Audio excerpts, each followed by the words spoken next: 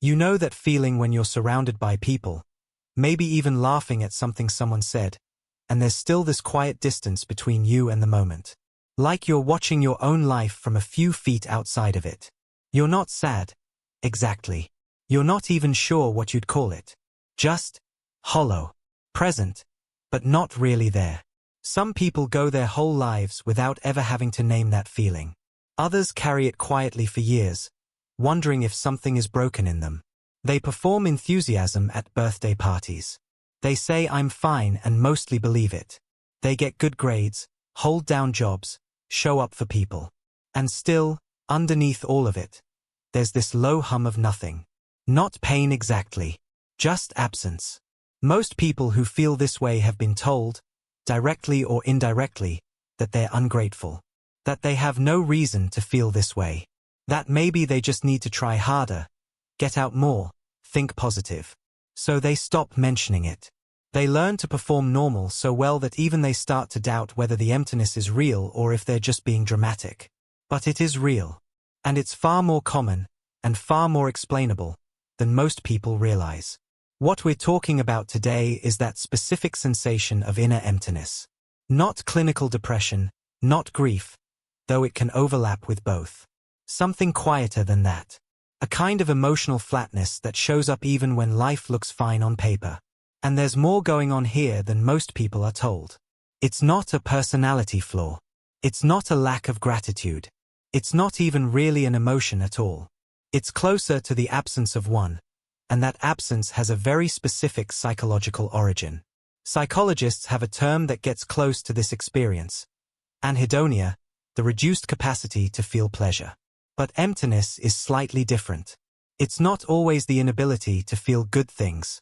Sometimes it's the inability to feel much of anything at all, good or bad. Researchers studying emotional numbing have found that this state is often the nervous system's way of managing overwhelm. When a person has been exposed to prolonged stress, unpredictability, or emotional overload, particularly early in life, the brain sometimes adapts by turning the volume down on feeling altogether. Not because something is wrong with the wiring, but because the wiring did exactly what it was built to do. Here's the part that rarely gets explained well. Emotions aren't just internal experiences, they're signals. Fear tells you to be careful. Sadness tells you something was lost. Joy tells you to keep doing what you're doing. But if a child grows up in an environment where those signals were consistently ignored, punished, or simply too much to process, the brain starts to treat emotional intensity itself as a threat. So it adapts. It mutes the signal before it can even register. This isn't dysfunction. It's protection. A nervous system doing its job under conditions it wasn't built to survive comfortably. There's a useful way to think about this that goes beyond willpower or mindset. The brain's threat detection system doesn't just respond to danger in the moment. It also learns, over repeated exposure, what kinds of internal states tend to lead to trouble. If big feelings, whether excitement, sadness, or anger, were repeatedly met with punishment, dismissal, or simply no response at all, the nervous system starts to associate emotional intensity with risk. Not consciously. Nobody sits down and decides to stop feeling things. It happens the way any adaptation happens, gradually, beneath awareness, until one day the baseline has shifted and nobody remembers it shifting. This is where the story usually gets rooted in something deeper than a single bad day or a rough week. Often, this kind of emptiness traces back to childhood environments where emotional expression wasn't safe or wasn't met with response. Maybe a parent was present physically but distant emotionally. Maybe there was chaos, and staying calm and unreadable was the safest way to get through it. Maybe love was conditional on performance, so feelings became inconvenient, something to manage rather than express.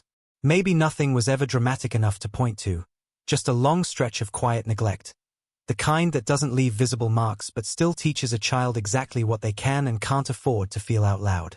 Over time, the nervous system learns a simple rule. Feeling less is safer than feeling too much. And that rule doesn't disappear just because the environment eventually changes. It becomes the default setting, carried quietly into adulthood, into relationships, into ordinary Tuesday afternoons that should feel like something and don't. The environment that required the numbness is long gone, but the body is still operating as though the old rules apply, because nothing ever came along to formally cancel them. This is one of the strange things about the nervous system. It doesn't update automatically just because circumstances improve. It updates through repeated experiences of actual safety, which takes far longer to accumulate than most people expect. It's worth being clear about something here. This isn't a flaw in character, and it isn't a sign of weakness. It's not better or worse than feeling things intensely. People who feel everything vividly have their own struggles, their own kind of exhausting. There is no correct amount of feeling, no healthier default setting that everyone should be aiming for. Some nervous systems learned to turn the volume up. Others learned to turn it down. Neither one is the right way to be human. They're just different survival strategies, shaped by different circumstances, doing the same basic job, keeping a person intact. Now here's the part that tends to surprise people once they sit with it. The very thing that once protected you can become the thing that isolates you. Numbness that once kept a child from being overwhelmed can, decades later, keep an adult from feeling close to anyone. The same mechanism that says don't feel it. It's not safe doesn't know the difference between a chaotic childhood home and a genuinely safe adult relationship. It just keeps running the old program. So a person can be in a healthy relationship, surrounded by people who care about them, and still feel that same quiet distance, not because anything is currently wrong, but because their body hasn't been told the danger has passed. That's the paradox. The very adaptation that once kept you safe can end up keeping you disconnected from the very things you now want to feel. There's a hidden cost to that kind of protection, and also, quietly, a kind of strength in it.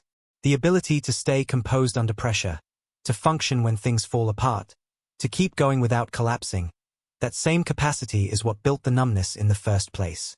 It's not a coincidence that people who feel empty are often the ones others describe as strong, steady, low maintenance. That steadiness isn't fake. It's real. It's just built on top of something that had to go quiet to survive. If any of this sounds familiar, there's something worth hearing clearly. Feeling empty doesn't mean you're incapable of feeling. It means, at some point, feeling became something your system had to manage rather than express. That's not a permanent condition. It's a pattern, and patterns that were learned can eventually be unlearned, slowly, gently, without forcing anything.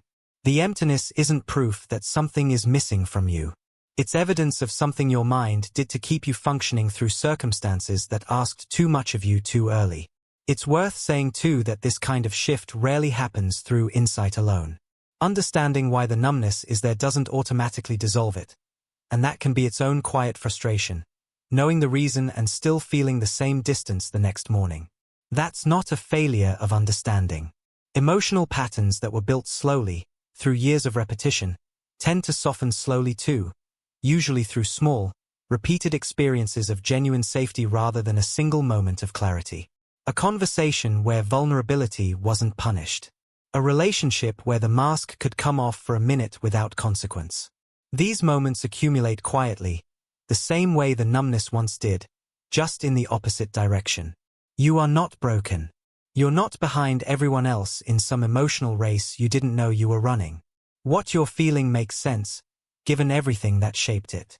And the fact that you're even asking the question, wondering why you feel this way instead of just accepting it as normal, that's already the beginning of something shifting. Noticing the pattern is not a small thing.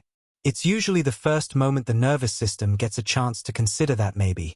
This time, it's safe to feel a little more.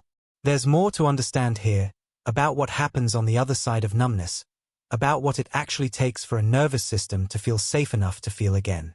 That's a longer conversation. But if this one landed somewhere quiet in you, it's probably worth continuing.